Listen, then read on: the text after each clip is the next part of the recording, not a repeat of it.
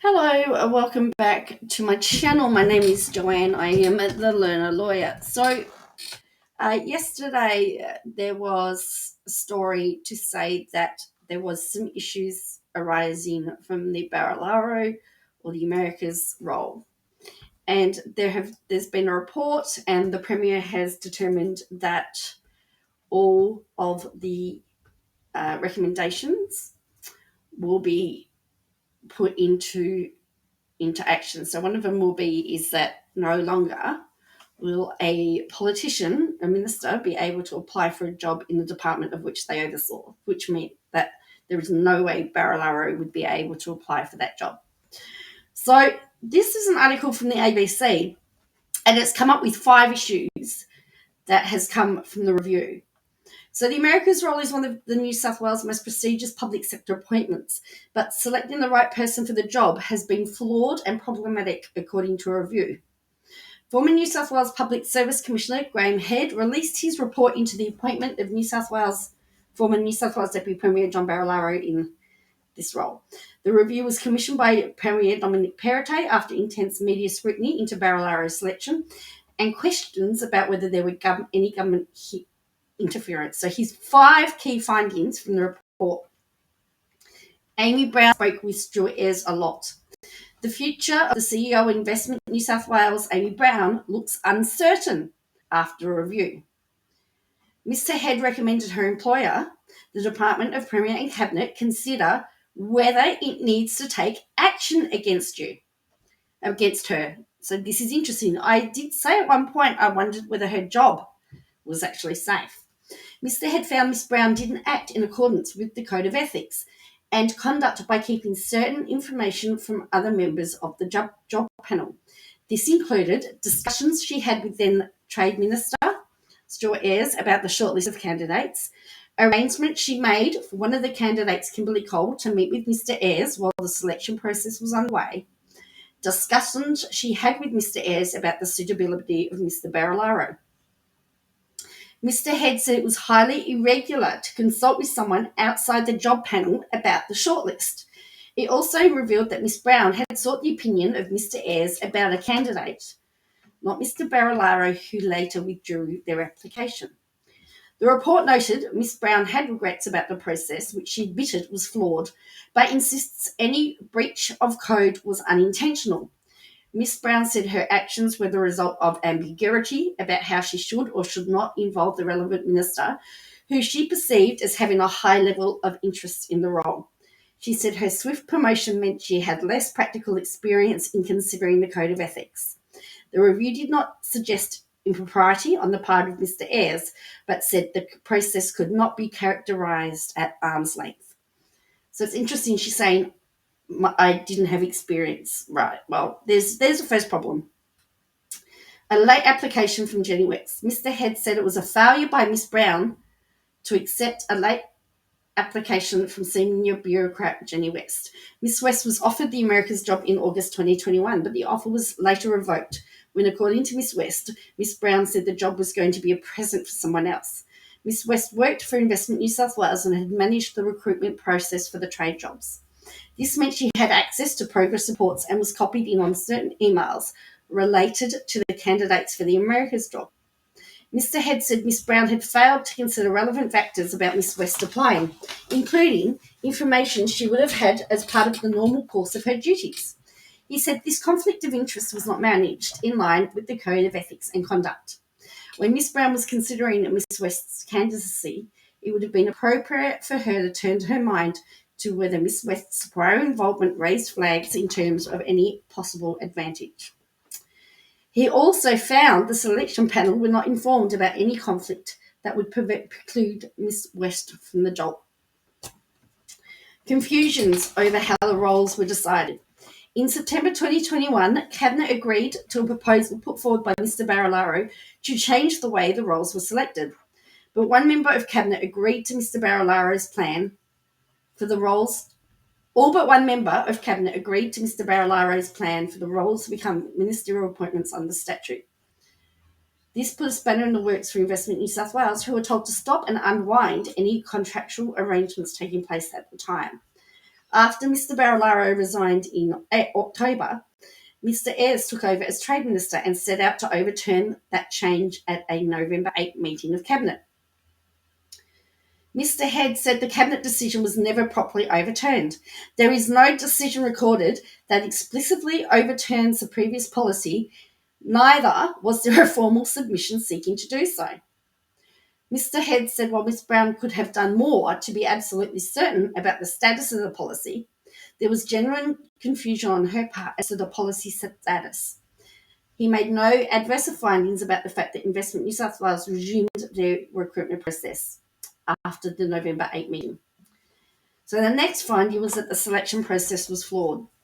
Ms. Brown assigned a job selection panel consisting of Kylie Bell, a managing director at Investment New South Wales, Katrina Lowe, the New South Wales Public Service Commissioner, and Warwick Smith, a former parliamentarian.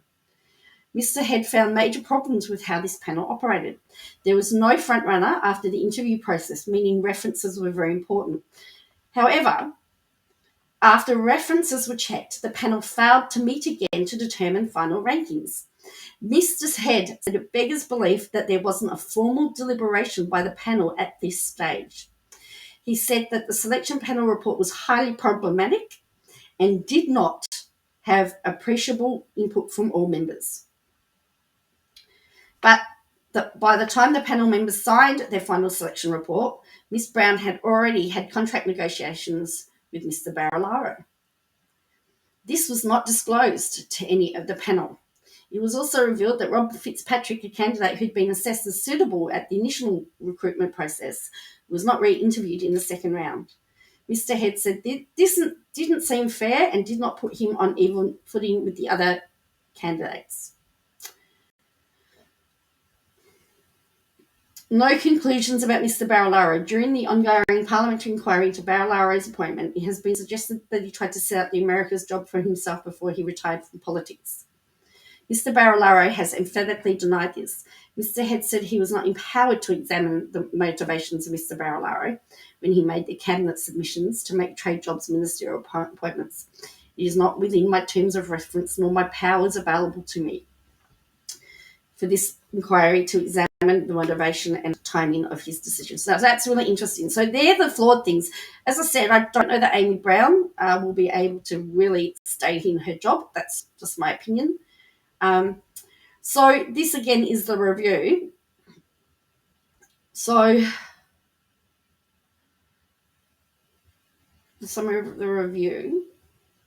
So there was Mr. Ayres had 3 touch points with the process when they consulted him on the approach to advertising, discussions with Miss Brown against the candidates shortlist, and when Miss Brown determined that Mr. Ayres should meet with one of the candidates. Now, Mr. Ayres still maintains he did nothing wrong. After the head review, Premier Dominic Perrottet announced tighter rules about when former ministers could apply for public sector roles. Mr. Perrottet said changes to the Ministerial Code of Ethics and Conduct meant ministers would be barred for 18 months after they left politics from accepting jobs into public sector agencies that reported to them during their final 2 years in office. He said the head review made it clear mistakes were made and the recruitment process was flawed. The findings and, in my view, the entire process has been undertaken has been incredibly disappointing.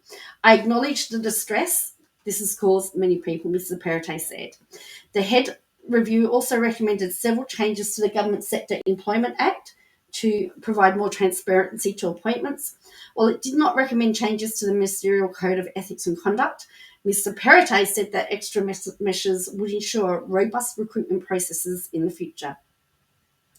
Other amendments made to the GSE Act, which means ministers cannot direct secretaries of public agencies on recruitment matters. All future trade job selections must be on a merits basis. Senior public service will need to seek ethics advice in relation to their future employment, and such advice will be made public. Mr. Perrottet said the head review did not find any wrongdoing on the part of Mr. Barilaro, which is interesting because he didn't look into that. The Premier said the selection process had faults and no one was aware of, and he wanted to reinstall confidence in the trade postings. So there's still also advice whether Mr. Ayres has breached the code of ethics. Now, the other interesting thing is the London Agent General's brief massaged before appointment emails to New South Wales Parliament revealed this is not over. We've now got the New South Wales opposition describes new emails surrounding the recruitment of the state's Agent General to the UK. Stephen Cartwright is disturbing, saying they raised serious questions about the appointment process for the role. So now this Barilaro inquiry has now, it looks like they're going to be looking in all the appointments to see, because we now have, and this came up in the hearing, that there were some questions over the UK one. So it shows that the opposition said they showed manipulation in the process in order to secure a preferred outcome.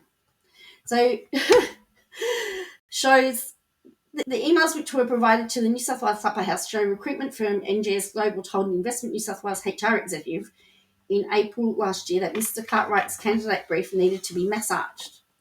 We would need to massage the candidate brief for Stephen, as there was some difference the panel identified between the NGS brief and the panel view. So this is the email. We will need to massage the candidate brief for Stephen, as there are some differences that the panel identified between NGS and the panel view, but can't do that till later this evening. In the email late in the afternoon, Ms. Barilaro asked Dr. Broadbent to whether Mr. Cartwright had met with the Treasurer, Deputy Premier or Premier. I understand out of these approvers, at least one of them may not require a meeting, as Stephen is known to them, she said. The revelation comes a week after New South Wales parliamentary inquiry heard Mr. Cartwright was a late entrant in the hiring process for the job after another preferred candidate was considered not acceptable. The inquiry is investigating, of course, John Barilaro. But now we've got this. I have two more questions. So this says, thanks so much, Marianne. That's great. I have just two more questions, please, which will allow me to finalise the brief. First, whether Stephen has met with the Treasurer, DP or Premier, or if at that stage he's only met the panel interview. I understand that out of these three approvers, at least one of them may not require a meeting, as Stephen is known to them. Have you had any intel to confirm whether this is actually the case? This is the HR business partner. Now, interestingly, he knew former New South Wales Premier Mark Baird. Shadow Treasurer David Mickey said the new emails were disturbing. Time and time again, these documents are showing that there was manipulation in the process in order to secure a preferred outcome from the government. A successful person is found, that person is deemed the preferred candidate, then shoved aside for somebody else. The process is then manipulated into a respectively justified decision to give it the government's preferred candidate. So last week, Investment New South Wales Chief Amy Brown told the inquiry Mr. Cartwright had wanted an unrealistic salary of $800,000 a year for the role. Ms. Brown said she had to negotiate the figure down. So that has come out the same day as the Barilaro report came out.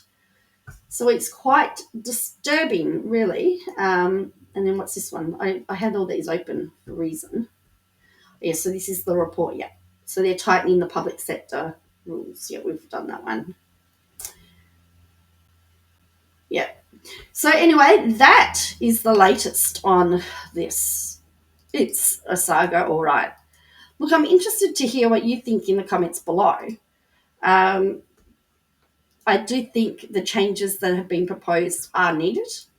I still cannot believe that nobody thinks that there is a, particularly Barilaro, thinks that there's nothing wrong with what he's done.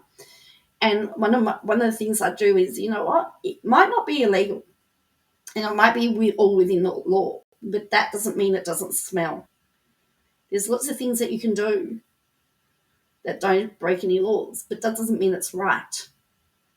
It doesn't mean that it's ethical. Just because you can do something doesn't mean that you do it. It's one of my things, and that's really something that I try and live by. Anyway, thank you for joining me. Please make sure you hit like and subscribe, and I'll catch you again next time. Bye for now.